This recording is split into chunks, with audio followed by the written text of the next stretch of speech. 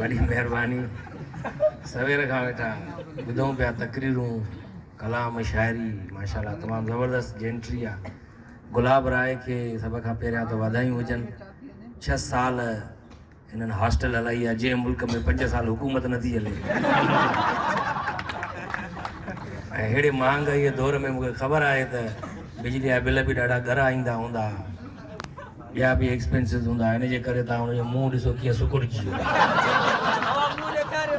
इन मां तव्हां अंदाज़ो लॻाए सघो था त पाण न खाई करे बि शागिर्दनि खे खाराए।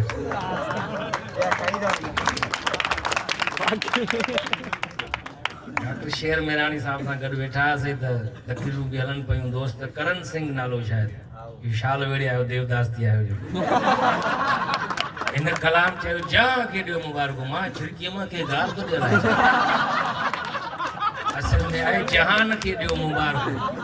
एम आई राइट सर ज़्यादा जहान खे ॾियो मुबारकूं के जहां। मां हैरान थी वियुमि हेॾी अदबी महफ़िल में ॻाल्हि कंहिंखे थो ॾे।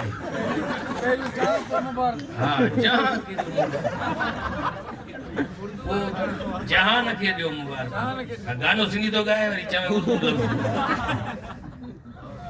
तो मुंहिंजे ख़्याल में शेख अयाज़ जी शाइरी आहे न, पलीचे साहब जी आहे। ॾिसो पलीचे साहब जी शाइरी उहो कीअं उर्दू में चवंदो जहां खे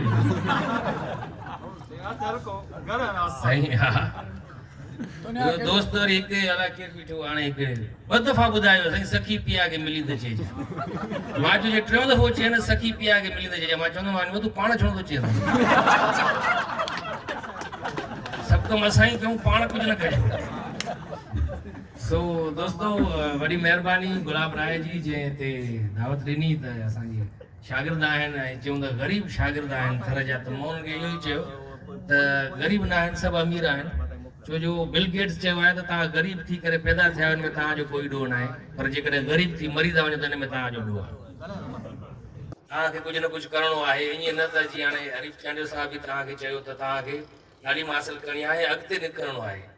ईअं न त खूह ॾेढ थी वेही रहो, बसि हाणे कराची में आहियो, बसि पढ़ी यूनिवर्सिटी में पढ़ाई कईसीं, डिग्री मिली वरी हलो ॻोठ वरी घर। बसि छो हीअ कराची हिकिड़े क़िस्म जी हिकिड़ो दरवाज़ो आहे पूरी दुनिया में वञण जे लाइ।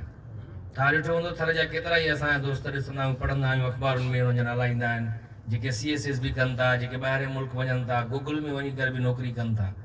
सो हिते रही करे तव्हां पढ़ाई त पंहिंजी कयो था कंप्लीट, करण सां गॾोगॾु डिजिटल वर्ल्ड जो दौरु आहे ऐं सोशल मीडिया जो दौरु आहे। तव्हां सभिनी खे मोबाइल फ़ोनियूं हथ में आहिनि, इन ते रुॻो छोकिरियुनि जा मैसेज न ॾिसंदा कयो।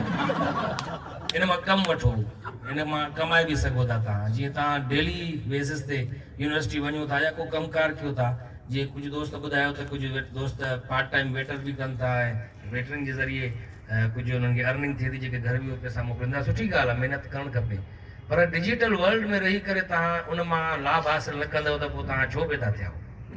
तव्हांजे लाइ त वॾी आसानी थी वई आहे, सभिनी खे पंहिंजी पंहिंजी DSN जी हथ में आहिनि। हे तव्हां लाइव चैनल पंहिंजो हलाए सघो था, यूट्यूब ते चैनल ठाहे सघो था, पंहिंजो डेली व्लॉग ठाहे सघो था। तव्हां छा छा अॼु पढ़ियो, छा सिखियो, उनजे बारे में दुनिया खे ॿुधाए सघो था। ऐं इहा हिकिड़े क़िस्म जी तारीख़ ठहंदी। ईअं न त वीडियो तव्हां रखी 3-4 व्यूज़ आया, चयो यार व्यूज़ ई नथा अचनि, माण्हू ॾिसनि ई नथा। इहो न सोचो, इहो सोचो तारीख़ ठहे हिकिड़े क़िस्म जी। ईंदड़ नसलूं ॾिसंदियूं त जेके अॻे दौर जा शागिर्द हुया केॾी स्ट्रगल कंदा हुआ, हाणे त केॾी सहूलियत आहे असां वटि। त तव्हां पंहिंजा पंहिंजा जेके तजुर्बा आहिनि उहे शेयर कयो वीडियो जी सूरत में, ऐं दुनिया खे ॿुधायो त असांजा जेके सिंधी नौजवान आहिनि उहे कंहिंखां बि घटि कोन आहिनि ऐं सिंध जो नालो रोशन कंदो तव्हां ॿाहिरि मुल्क वञी करे। हिते त माना इहा हालत ॾिसो त कहिड़ी आहे, कहिड़ो मुल्क आहे। शागिर्दनि जे लाइ हॉस्टल कोन्हे गवर्नमेंट जी तरफ़ां, MPA हॉस्टल ते अरबियूं रुपया लॻी अञा ताईं कंप्लीट न ई थी हालत आहे यार। पर ज़रूरु कहिड़ो आहे MPAs जे लाइ हॉस्टल ठाहिण जो, उन्हनि खे पंहिंजा कहिड़ो न पंहिंजा बंगला आहिनि हिते कराची में, को बि हॉस्टल बि उन्हनि जे लाइ ठहे थी, अञा ताईं कंप्लीट बि न थी आहे। बाबा इहे शागिर्दनि खे हॉस्टल ठाहे ॾियो न, जेके हिते नॉन अफोर्डेबल शागिर्द